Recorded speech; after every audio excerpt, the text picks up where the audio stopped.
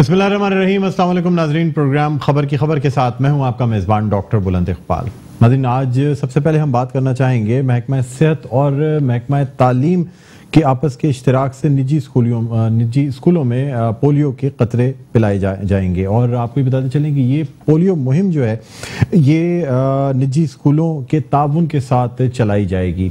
कुछ स्कूल्स ऐसे भी हैं जिन्होंने पोलियो टीम्स के साथ ताउन नहीं किया, यानी या तो बच्चों की सेहत का बहाना बना के, या अपने स्कूल के रूल्स का बहाना बना के, या वालिदैन से इजाज़त ना लेने का बहाना बना के पोलियो टीम्स को ये मना कर दिया गया कि वो पोलियो टीमें जो हैं वो बच्चों को पोलियो के कतरे पिला सकती हैं। यहाँ आपको ये बताते चलें कि दुनिया के तकरीबन तमाम ही ऐसे ममालिक हैं जहाँ से पोलियो का खात्मा हो चुका है। चंद ऐसे पसमानदा ममालिक मौजूद हैं जहाँ पे पोलियो के केसेस पाए जाते हैं। उनमें से बदकिस्मती के साथ एक पाकिस्तान का मुल्क भी शामिल है। हम बड़ी बड़ी बीमारियों पे तो काबू पा चुके हैं, लेकिन बच्चों की इस बीमारी पे, जिसके बाद बच्चे अपाहज की ज़िंदगी गुजारते हैं, इस पे अब तक काबू नहीं पा सके हैं। क्या वजह है? क्या हमारे वालिदैन के जहनों में पोलियो के इन कतरों के हवाले से कोई शुकूक शुबात हैं, या फिर शायद हम बच्चों की सेहत के लिए इतने ज़्यादा फ़िक्रमंद नहीं हैं? यानी हमारी एक छोटी सी गफलत की बिना पर हमारे जो नन्हे मेहमान हैं, जो हमारे मुल्क का मुस्तकबिल हैं, वो पोलियो का शिकार हो जाते हैं। यहाँ आपको ये बताते चलें कि मुल्क में ये जो पोलियो के कतरे पिलाए जाते हैं, जो टीमें तश्कील दी जाती हैं, इनके जो पोलियो ड्रॉप्स हैं, बाकायदा वर्ल्ड हेल्थ ऑर्गेनाइजेशन की जानिब से ये पोलियो ड्रॉप्स भेजे जाते हैं। कोल्ड चेन इसकी मेंटेन की जाती है। उसके बाद घर घर जो पोलियो टीमें हैं वो जाती हैं। बाज़ दफ़ा मज़ाहमत का सामना होता है और ये कहा जाता है कि हर बच्चे को हर मुहिम में जो यानी एक ख़ास उम्र के बच्चे हैं उनको पोलियो के कतरे पिलाने चाहिए। हालांकि पोलियो के कतरे हमारे जो नॉर्मल EPI प्रोग्राम है, जिसमें कि बच्चों को टीके भी लगाए जाते हैं, कतरे भी पिलाए जाते हैं, और उनमें भी शामिल होता है। लेकिन फिर भी बच्चों को मतलब हर दफ़ा जब भी ये टीमें आती हैं उसमें बच्चों को पोलियो के कतरे पिलाए जाते हैं। इस दफ़ा ये देखा गया कि जिन स्कूलों ने पोलियो टीमों के साथ ताउन नहीं किया, उनमें से तकरीबन 40 स्कूल ऐसे हैं जिनको कि शो कॉज नोटिस इशू किया गया है। ये notice directorate of private schools की जानिब से इशू किया गया है, और registrar private school Rafia Javed Mallah जो हैं उन्होंने बड़ा सख्त एक्शन लिया है स्कूलों के खिलाफ। बाकायदा स्कूलों को शो कॉज नोटिस दिए हैं। साथ ही साथ दो जो निजी स्कूल हैं उनकी रजिस्ट्रेशन भी कैंसिल कर दी गई है। Director general of private education जो हैं मंसूब सिद्दीकी साहब, उन्होंने भी बड़ा सख्त एक्शन लिया है इस हवाले से। रजिस्ट्रार राफिया जावेद मल्ला और मंसूब सिद्दीकी जो कि डायरेक्टर जनरल हैं प्राइवेट एजुकेशन के, उनके दरमियान अहम मीटिंग भी हुई जिसमें ये फैसला किया गया कि उन स्कूलों के खिलाफ सख्त एक्शन लिया जाएगा जो पोलियो के कतरे या पोलियो की टीमों के साथ ताउन नहीं करेंगे। साथ ही साथ आपको ये भी बताते चलें कि प्राइवेट स्कूल्स की जो मुख्तलिफ तंजीमें बनी हुई हैं, उनमें से जो एक तंजीम है जिसके चेयरमैन हैदर अली साहब हैं, उनका ये कहना है कि बज़ाहिर यानी ऐसी बात पे सुनी सुनाई बातों पे ये एक्शन लिया गया है और इन बातों में सदाकत नहीं थी, लेकिन चूंकि मतलब जो पोलियो के हवाले से तशवीशनाक सूरत हाल है, इसकी वजह से किसी किस्म की कोई रियायत नहीं दी गई। अब नाज़रीन देखना ये होगा कि अब जो मुहिम चल रही है इसमें ख़ास तौर पे जो निजी स्कूल, ऐसे निजी स्कूल हैं जो कि हाई स्टेटस के प्राइवेट स्कूल्स कहलाए जाते हैं, कैम्ब्रिज स्कूल्स कहलाए जाते हैं, उनमें ज़्यादातर ये चीज़ें देखने में आती हैं कि बच्चों को पोलियो के कतरे जो पिलवाने से मना कर दिया जाता है, क्योंकि वालिदैन से इजाज़त मांगी जाती है। अगर वालिदैन इजाज़त ना दे रहे हों तो फिर उस सूरत में साफ मना कर दिया जाता है कि जी उन बच्चों को पोलियो के कतरे नहीं पिलाए जाएंगे। या आपको भी बताते चलें कि बाकायदा स्कूल्स की जानिब से एक परफॉर्मा या फॉर्म तैयार किया गया है जिसमें बच्चों को या उनके वालिदैन को बाकायदा उनकी काउंसलिंग के लिए बुलाया जाता है, उनको सेशन दिया जाता है, और इस सेशन के बाद उनसे ये कहा जाता है कि या तो आप अगर बच्चों को आप नहीं चाहते कि पोलियो के कतरे पिलाए जाएं तो उस सूरत में आपको ये सेशन आके लेना होगा, और दूसरी सूरत में अगर आप बच्चों को पोलियो के कतरे पिलाने की इजाज़त नहीं भी देंगे, लेकिन बच्चा अगर स्कूल में मौजूद होगा तो ये कतरे उन्हें पिला दिए जाएंगे। साथ ही साथ ये भी कहा जाता है कि अगर किसी किस्म के कोई शकूक व शुबहात हैं तो उनके हवाले से जो सवालात आपके जहनों में हैं वो पूछे जा सकते हैं। सबसे बड़ी बात यह है कि कहा जाता है कि शायद पोलियो के इन कतरों के ज़रिए ख़ानदानी मनसूबाबंदी का कोई ऐसा तरीक़ा इख्तियार किया जाता है जिसकी वजह से बच्चों को पोलियो के कतरे नहीं पिलाने चाहिए। हालांकि इस हवाले से ख़ास तौर पे जो पाकिस्तान के उलमा इकराम हैं वो भी अपना बयान दे चुके हैं और वर्ल्ड हेल्थ ऑर्गेनाइजेशन की जानिब से भी साफ लफ्ज़ों में ये बताया जा चुका है कि इन पोलियो के ख़तरों का ताल्लुक़ किसी सूरत भी ख़ानदानी मनसूबाबंदी की किसी दवा से नहीं है। और अगर पाकिस्तान में, यानी चूँकि ये एक ऐसी बीमारी है जिसकी जो इम्यूनिटी है वो भी ड्रॉपलेट से फैलती है, यानी अगर 5 बच्चों को पोलियो के खतरे पिलाए जाते हैं और वो बच्चे आपस में रहते हैं और एक दूसरे से बातें करेंगे तो हवा के जो ड्रॉप्स होते हैं, जो इंसान के मुंह से बुखारात निकलते हैं, उनके ज़रिए ये इम्यूनिटी भी ट्रांसफ़र होती है। साथ ही साथ ये जरासीम भी ख़ास तौर पे जिसे हम फीको ओरल रूट कहते हैं या मुंह के ज़रिए ये जरासीम बच्चे के जिस्म में दाखिल हो सकते हैं, फिर ये स्पाइनल कॉर्ड पे एक्ट करते हैं और उसके बाद ये भी हो सकता है कि बच्चा माजूर हो जाए और सारी ज़िंदगी जो है माजूरी की ज़िंदगी गुजारे। बहरहाल नाज़रीन, इसी वाले से हम गुफ्तगू करना चाहेंगे। इस वक्त हमारे साथ ऑनलाइन मौजूद हैं पाकिस्तान मेडिकल एसोसिएशन के सेक्रेटरी जनरल हैं डॉक्टर कैसर सज्जाद, जिनसे हम ये जानना चाहेंगे कि ये जो पोलियो के क़तरे हैं, आया क्या इनमें कोई ऐसी शय मौजूद है जिनकी वजह से कोई ख़ानदानी मनसूबाबंदी की कोशिश की जाती है। इसी हवाले से जो उलमा हैं पाकिस्तान के, उनकी जानिब से भी बाकायदा फतवा और बयानिया भी जारी किया गया है कि पोलियो के क़तरों में ऐसी कोई चीज़ नहीं है और अगर बच्चों को ये क़तरे पिलाए जाएँ तो इनसे कोई नुकसान नहीं होगा।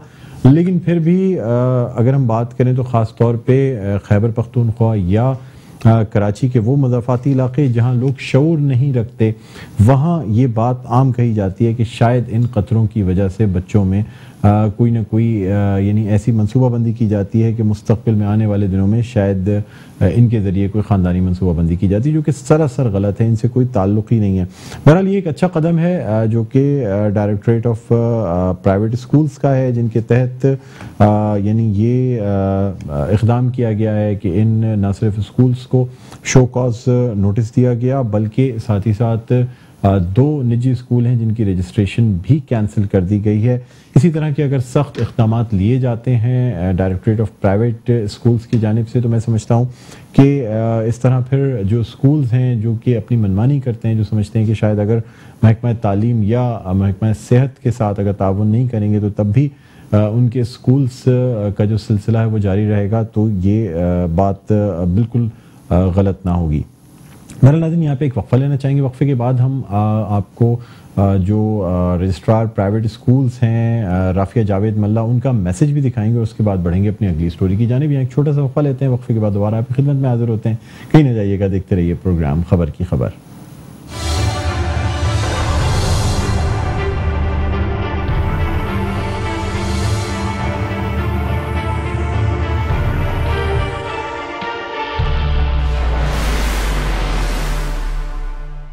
जी नाज़रीन, वेलकम बैक। एक दफ़ा फिर आपको खुशामदीद कहते हैं। प्रोग्राम है खबर की खबर, मैं हूं आपका मेज़बान डॉक्टर बुलंद इकबाल। ब्रेक पे जाने से पहले हम बात कर रहे थे उन स्कूलों के हवाले से जिनमें पोलियो के क़तरे ना पिलाने पर उन स्कूलों की जो रजिस्ट्रेशन है वो भी कैंसिल की गई है। 2 निजी स्कूल हैं, उसके साथ साथ 40 स्कूलों को शो कॉज नोटिस इशू किया गया। इस हवाले से registrar private schools Rafia Javed Mallah का क्या कहना है, आइए एक छोटी सी वीडियो दिखाते हैं, उसके बाद प्रोग्राम को आगे बढ़ाते हैं। आज हमने सुबह से अपनी मीटिंग की, डायरेक्टर जनरल ने तमाम अपने स्टाफ को बुलाकर और हमारी पूरी जो टीम्स हैं वो फील्ड में निकली हुई हैं हेल्थ डिपार्टमेंट के डॉक्टर्स के साथ, और इस एंटी पोलियो ड्राइव में हम सब लगे हुए हैं कि ये मर्ज़ जो है वो जड़ से ख़त्म हो जाए। और अभी तो हम मंजिल के बहुत करीब पहुँचे हैं और मेरी तमाम स्कूल से गुजारिश है कि बराए मेहरबानी एजुकेशन डिपार्टमेंट, हेल्थ डिपार्टमेंट की एंटी पोलियो ड्राइव में, मूवमेंट में सब हमारा साथ दें, और जो स्कूल हमारा साथ नहीं देंगे तो हम अपने रूल्स के तहत पहले उनको शोकाज और वार्निंग लेटर इशू करते हैं। और आज इस सिलसिले में हमने 40 स्कूल्स को वार्निंग लेटर इशू किए हैं, रजिस्ट्रेशन मुअत्तले की है, और मज़ीद भी अगर कोई कार्रवाई हमें करनी पड़ी तो हम अपने सेक्रेटरी मिनिस्टर से अप्रूवल लेकर ऐसे इदारों की जो रिफ्यूज़ल में आएंगे पोलियो में, और तावन नहीं करेंगे हेल्थ डिपार्टमेंट की टीमों से तो उनको हम रजिस्ट्रेशन मुअत्तल कर देंगे और फिर दोबारा रजिस्ट्रेशन इशू नहीं करेंगे। जी ना, वीडियो आपने देखी, यानी सख्त इक़दाम किया गया है उन स्कूलों के खिलाफ। और जिस तरह हमने ब्रेक से पहले यानी ब्रेक पे जाने से पहले आपको बताया था कि पोलियो के कतरे जो पिलाए जाते हैं लोगों के जहनों में इबहाम है, इस हवाले से हम गुफ्तगू करना चाहेंगे। पाकिस्तान मेडिकल एसोसिएशन के secretary general doctor Qaiser Sajjad इस वक्त हमारे साथ लाइन पर मौजूद हैं, जिनसे हम जानेंगे कि क्या पोलियो के कतरे के हवाले से जो बातें की जाती हैं, जो लोगों के जहनों में इबहाम है, वो दुरुस्त है या गलत है। जी अस्सलाम वालेकुम डॉक्टर कैसर सज्जाद साहब, आपको खुशामदीद कहते हैं प्रोग्राम खबर की खबर में। जी वालेकुम अस्सलाम। डॉक्टर साहब, आज कुछ प्राइवेट स्कूल्स के खिलाफ एक्शन किया गया है। प्राइवेट स्कूल्स का जो डायरेक्टरेट है उसने कुछ स्कूलों को शो कॉज नोटिस भी दिए हैं। सर क्या कहते हैं, ये जो पोलियो के कतरे हैं इनके बारे में लोगों के जहनों में शुकूक व शुबहात क्यों जन्म लेते हैं? जी बहुत शुक्रिया मुलन। बात सारी ये है कि हमारी बड़ी बदकिस्मती है, दिस इज़ वेरी अनफॉर्चुनेट कि पाकिस्तान और अफगानिस्तान दो ममालिक रह गए हैं जो कि पोलियो के जो केसेस हैं वो यहाँ पे मिल रहे हैं। और उससे भी ज़्यादा बदकिस्मती ये है कि पिछले साल सिर्फ 12 केसेस थे हमारे पास, और ये उम्मीद की जा रही थी कि शायद हमारे मुल्क से पोलियो का खात्मा हो जाएगा। लेकिन इस साल 100 यानी कि 2019 में 144 केसेस का डिटेक्ट होना ये एक बहुत बड़ा एक अलार्म है। और इसके साथ साथ जो अमेरिका का और WHO की जो वार्निंग है पाकिस्तान के लिए, दिस इज़ वेरी अनफॉर्चुनेट कि उन्होंने सर्टिफिकेट के बगैर, वैसे भी था कि आप पोलियो के कतरे पिए हुए नहीं जा सकते, और अगर हमने अभी भी कोई प्रॉपर तरीके से पॉजिटिव तरीके से स्टेप्स नहीं लिए, प्रिवेंटिव मेजर्स नहीं लिए, तो हमें डर है। मैंने पहले भी ये बात कही थी कि सर्टिफिकेट लेके हम जाया करेंगे और वो हुआ। और मैं अब कह रहा हूं कि आपको आइंदा के लिए किसी मुल्क में जाएंगे तो वो वहां पर आपको इंजेक्शन लगवाएंगे पोलियो के, और उसके बाद अब अपने शहर में जाने की इजाजत देंगे एयरपोर्ट पे। तो इससे पहले कि ये काम हो, हमें चाहिए कि इसको पॉजिटिव तरीके से कैंपेन चलाया जाए। सर ये बताइए, मैं समझता हूँ कि कुछ इस तरह के इक़दाम करने चाहिए कि जिससे कि अवाम खुद ये पूछे कि जी मुझे अपने बच्चों को पोलियो के खतरे पिलाने कहाँ से पिलाया जाए। मुझे ख्याल में इस तरह की होनी चाहिए, बजाय ये कि आप किसी पे पाबंदी लगाएं या जबरदस्ती किसी को पोलियो के खतरे पिलाएं या उसके घर के दरवाजे पे नंबरिंग करके चले जाएं। मैं नहीं समझता कि इस तरह से पोलियो का खात्मा होगा।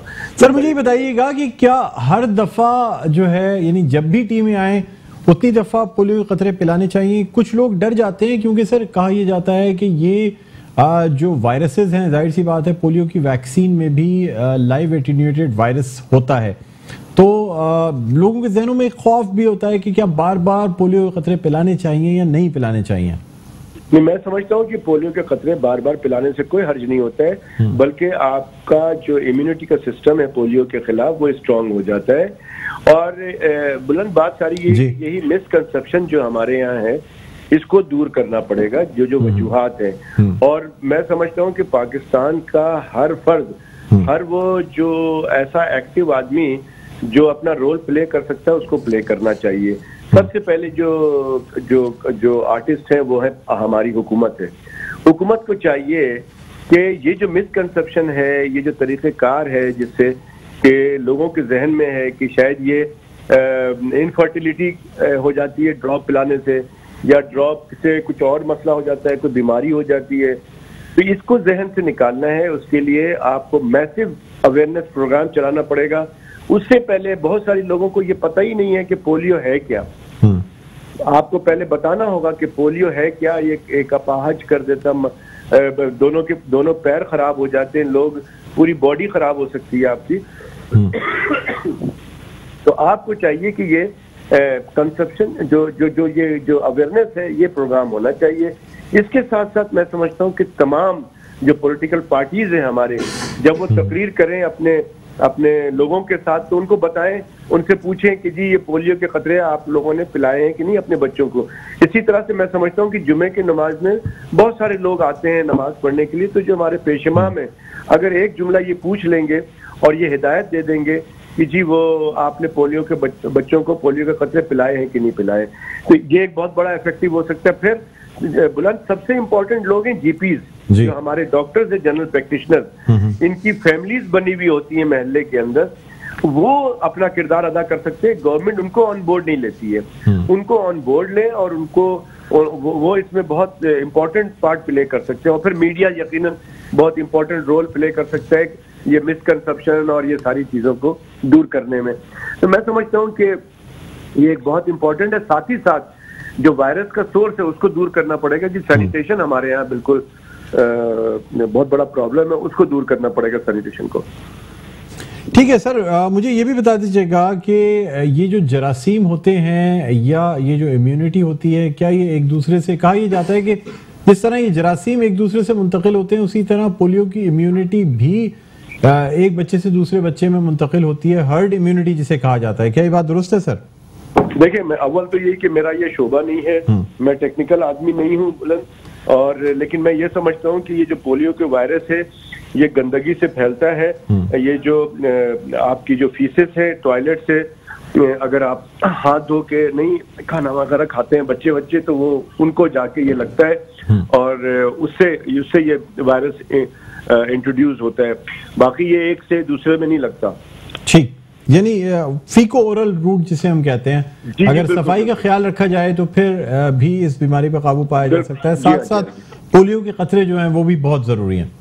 बिल्कुल जरूरी है। ठीक है, बहुत शुक्रिया doctor Qaiser Sajjad, secretary general Pakistan medical association, हमारे साथ ऑनलाइन मौजूद थे। और उनका ये कहना था कि पाकिस्तान में बदकिस्मती से अब भी पोलियो के केसेस पाए जाते हैं और किसी भी सूरत यानी ये जो बीमारी है इस पर कंट्रोल करने के लिए जितनी एफर्ट्स हो सकती हैं वो करनी चाहिए। ख़ासतौर पे जो हमारे सियासतदान हैं उन्हें भी अपनी तकरीरों में पोलियो के हवाले से बात करनी चाहिए और लोगों से सवालात पूछने चाहिए। बहरहाल नाज़रीन, यहाँ एक छोटा सा वक्फा लेंगे, उसके बाद दोबारा आपकी खिदमत में हाजिर होते हैं। कहीं ना जाइएगा, देखते रहिए प्रोग्राम खबर की खबर।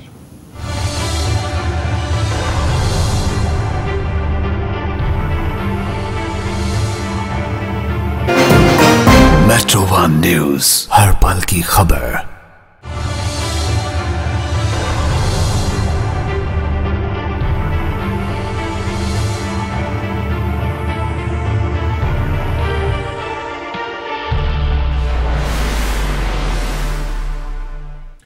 जी नाज़रीन, वेलकम बैक। एक तो फिर आपको खुशामदीद कहते हैं प्रोग्राम में खबर की खबर। मैं हूं आपका मेज़बान डॉक्टर बुलंद इकबाल। नाज़रीन, अब हम कुछ बात करना चाहेंगे chairman Pakistan Peoples Party Bilawal Bhutto Zardari के बयान के हवाले से, जो कहते हैं मौजूदा हुक्मरान नालायक हैं, नाअहल हैं, हुकूमत नहीं चला सकते। अफसोस, हुक्मरान हकीकत पर मबनी बात नहीं करते। मुल्क में महंगाई से अवाम परेशान है और मौजूदा हुकूमत को बुरा भला कहा जा रहा है। साथ ही साथ आपको ये बताते चलें कि वज़ीर आला सिंध मुराद अली शाह कहते हैं कि बिलावल भुट्टो जरदारी जब भी आवाम की भलाई के हवाले से बात करते हैं तो नैब का कोई ना कोई नोटिस आ जाता है। उम्मीद है कि वज़ीर आज़म दिए गए 5 नामों में से, जो कि IG सिंध की तकर्रुरी या तबादले के लिए दिए गए हैं, उनमें से किसी एक को IG लगा दिया जाए। सिंध हुकूमत के तर्जुमान मुर्तज़ा वहाब ये कहते हैं कि IG के मामले पर सिंध हुकूमत अपने उसूली मौक़िफ़ पर कायम है। हम समझते हैं कि कलीम इमाम जो हैं, डॉक्टर कलीम इमाम IG सिंध अमन व अमान को कायम रखने में नाकाम रहे हैं और कलीम इमाम को सियासी दौरे करने की ज़रूरत नहीं। नाज़रीन, अब आज कौमी असम्बली में काफ़ी हंगामा आराई भी देखने में आई और जब एक सख्त किस्म का कमेंट पास किया गया तो आज का जो एजेंडा था वो भी फाड़ दिया गया। काफ़ी जो है ये आज का इजलास जो है वो चैनल्स की ब्रेकिंग न्यूज़ की जीनत बना रहा है। इसी वाले से हम गुफ्तगू करना चाहेंगे। इस वक्त हमारे साथ ऑनलाइन मौजूद हैं असलम खान, रहनुमा है पाकिस्तान तहरीक इंसाफ के और मेंबर नेशनल असम्बली हैं। अस्सलाम वालेकुम असलम साहब, आपको खुशामदीद कहते हैं प्रोग्राम खबर की खबर में। वालेकुम अस्सलाम जनाब, कैसे हैं आप? सर अल्लाह का करम, मैं ठीक हूँ। सर ये बताइएगा कि एक तो आवाम को जो रिलीफ दिया गया है उस हवाले से ये कहा जा रहा है कि चीनी पे 5 रुपए कम कर दिए गए, 75 से 70 रुपए पे आ गई। पहले यानी चीनी 43 रुपए किलो भी रही है, 60 रुपए भी रही है, 68 रुपए पे भी रही है, लेकिन अब आवाम को रिलीफ दे के भी जो कीमतें हैं वो पहले से ज्यादा ही रही हैं। सर क्या कहते हैं आप? देखिए, महंगाई जो आपने पहले पर बात की थी वो बिल्कुल ठीक है अपनी जगह। हम मानते हैं महंगाई हुई है, हम ये नहीं कहते कि नहीं हुई है महंगाई। इसमें नो डाउट गरीब बेचारा बड़ा मजलूम है पिस गया है, मर गया है और काफी मुश्किलात का सामना है उनको, इसमें कोई डाउट नहीं है, इसमें कोई शक नहीं है। हम मानते हैं, लेकिन हम मानते हैं, हम इस बात को बिल्कुल तस्लीम करते हैं कि ऐसा है। ये नहीं कहते कि नहीं जी हमने कुछ नहीं किया, हम ये नहीं कहते नहीं जी कि सिंध के अंदर करप्शन नहीं है, हम ये नहीं कहते कि ना कि पंजाब में करप्शन नहीं भी है या पंजाब में इन्होंने लूटा नहीं है। हम मानते हैं, बिल्कुल मानते हैं, और जो अभी भी हो रहा है और जो रिलीफ मिलना चाहिए वो लोगों को नहीं मिल रहा।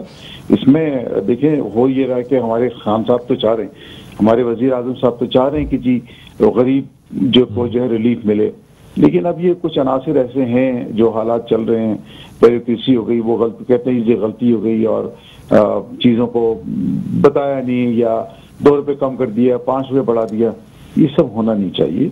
ये बिल्कुल गलत चीज़ है जो हो रही है।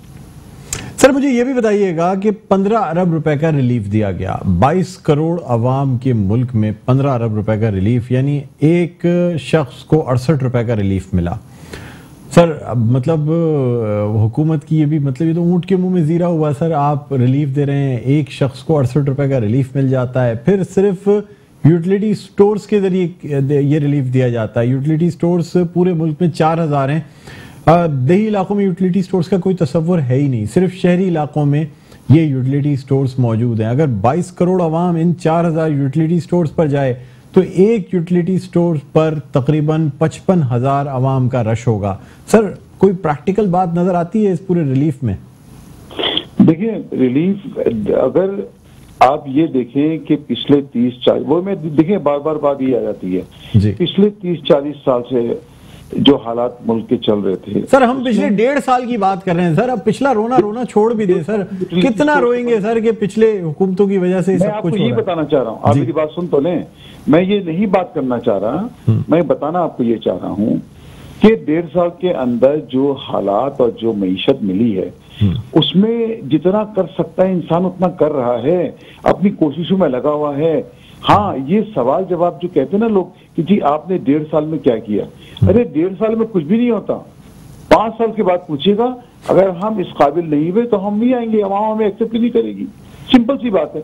मैं सर आप समझते हैं आजकल के दौर में अवाम 5 साल तक आपका इंतजार करेगी कि अगर कुछ हुआ तो ठीक है अगली दफा आपको वोट देंगे? 70 साल इंतजार कर सकती थी तो 5 साल करने में क्या मसला है सर?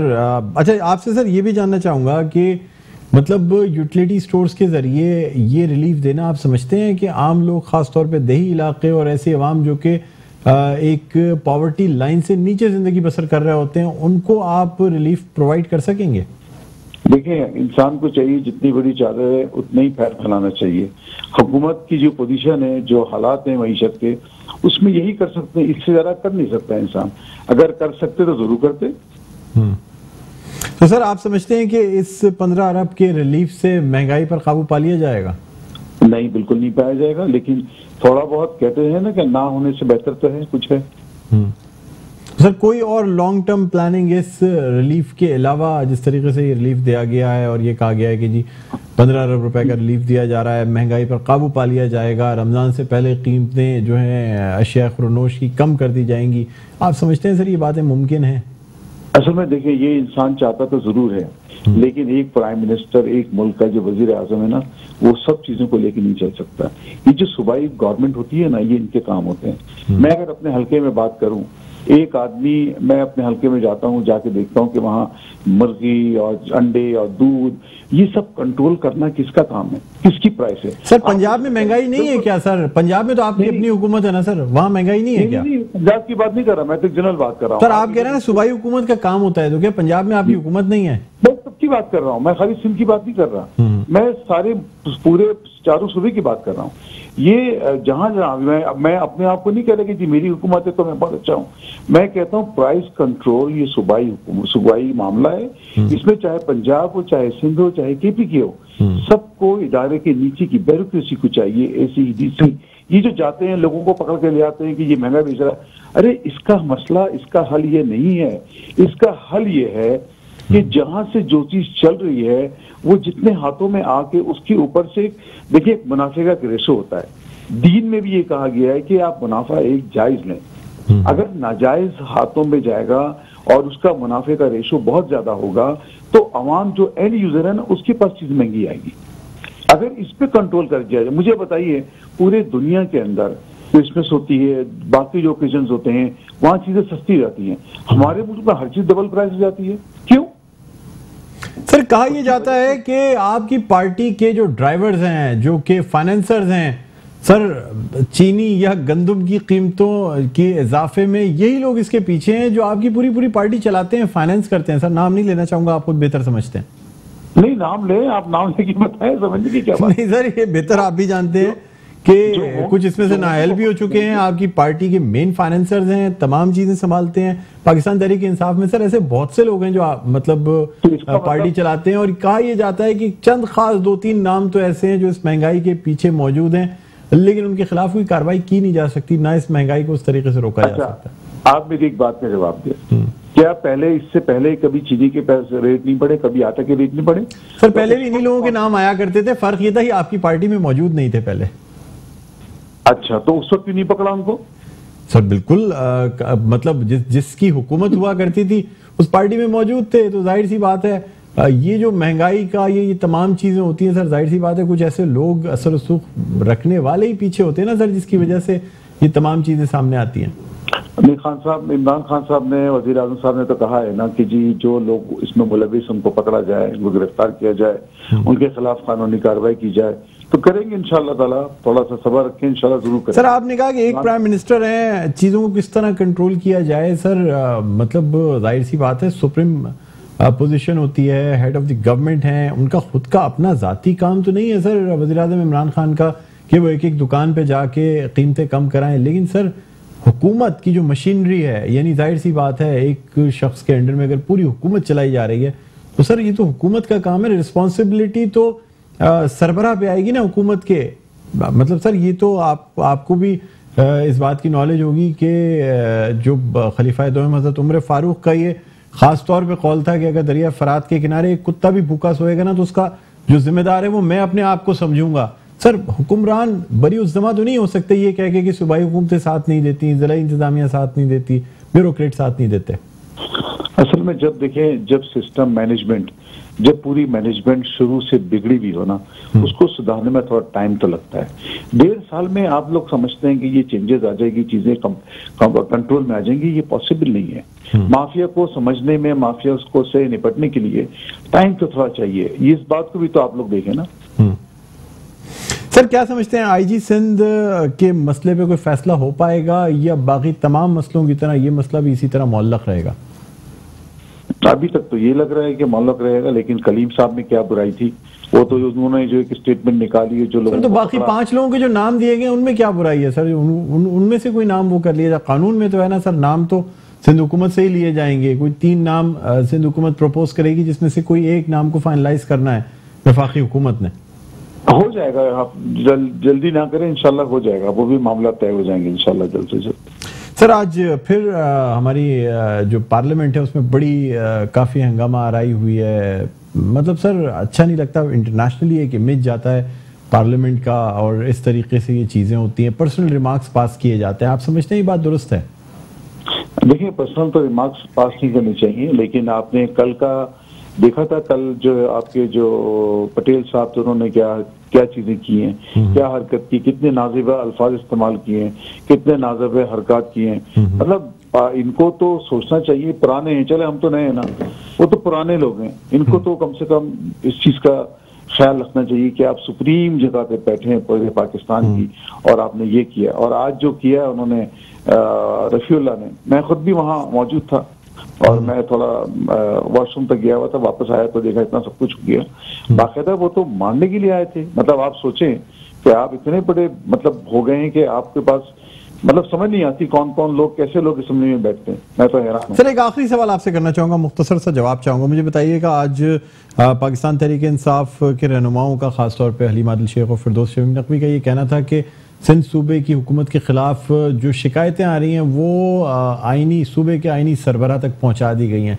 सर क्या कोई ऐसा मूव या ऐसी चीज़ प्लान की जा रही है जिसमें सूबे का जो आईनी सरबराह है वो अपना आईनी हक इस्तेमाल करेगा? ऑनेस्टली मैं भी सुना आपकी मुझसे ये बात क्योंकि मैंने अभी तक टीवी देखने को मुझे टाइम भी नहीं मिला जी। और मैं कराची में हूँ भी नहीं, इस्लामाबाद बैठा हूँ जी। तो आई हैव नो आइडिया। चलिए सर, बहुत शुक्रिया। असलम खान साहब, रहनुमा पाकिस्तान तहरीक इंसाफ और मेंबर नेशनल असेंबली, हमारे साथ ऑनलाइन मौजूद थे। नाज़रीन, यहाँ एक छोटा सा वक्फा और वक्फे के बाद प्रोग्राम को मजीद आगे बढ़ाएंगे। देखते रहिए प्रोग्राम खबर की खबर।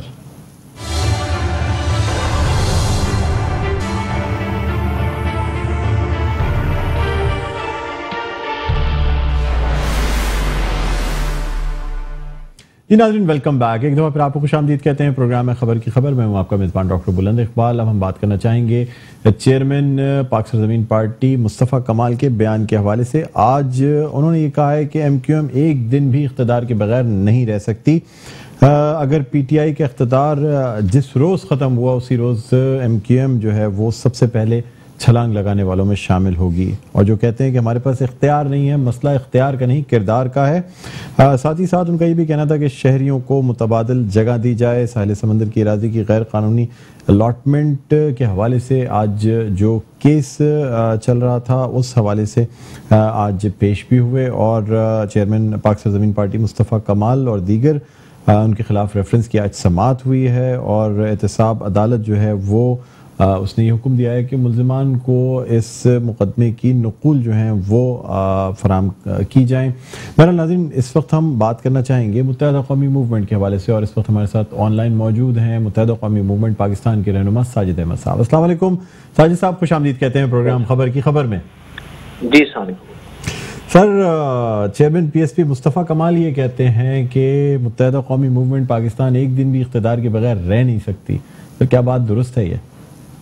कि मैं किसी बात का जवाब नहीं दूंगा। अच्छा सर ये भी फिर बता का किसी सवाल का उनके जवाब नहीं देंगे। सर ये भी बता दीजिएगा कि अभी मैं आपसे सवाल कर लेता हूं कि सर हुकूमत से अलहदगी इख्तियार कर ली गई, पाकिस्तान तहरीक इंसाफ का साथ भी दिया जा रहा है। पहले जो बात की गई थी, गवर्नर साहब ने कहा कि जी फंड्स जो हैं वो कराची और हैदराबाद के मेयर्स को दे दिए जाएंगे। अब ये कहा जा रहा है कि जी ये फंड्स जो हैं ये डायरेक्टली नहीं दिए जाएंगे। असद उमर साहब जो कि मनसूबाबंदी के वजीर हैं वो और Sindh infrastructure development company limited जो है SIDCL वो इन फंड्स का इजरा करेगी। सर क्या कहते हैं आप? बिल्कुल सही बात है, क्योंकि अभी गुज़िश्ता दिनों मेयर कराची वसीम अख्तर भाई ने भी ये स्टेटमेंट दिया है कि जो मुंतखब नुमाइंदे हैं यानी MNA MPs मेरे ख्याल में उनको फंड नहीं मिलने चाहिए। देखिए इस वक्त जो कराची के अंदर मामलात हैं जो कि बल्दियाती मैटर के हवाले से तमाम मामलात हैं। अच्छा मेरे ख्याल में ठीक है, अगर PTI से हमारी जो थिंक टैंक MQM का है उनकी बाकायदा मुलाकात हुई है, उनका वफ्द इधर आया, हमारा वक्त उधर गया, वहाँ भी इस्लामाबाद में उनसे बातचीत हुई है। ये तो तय है कि वजारत में MQM नहीं जारी, लेकिन हाँ गवर्नमेंट ने वादा किया है कराची के डेवलपमेंट के हवाले से और हम उसी का वेट करें। हमें इससे गर्ज नहीं है कि फंड किसी भी इदारे को दें, हमें काम चाहिए, कराची के लोगों को काम चाहिए।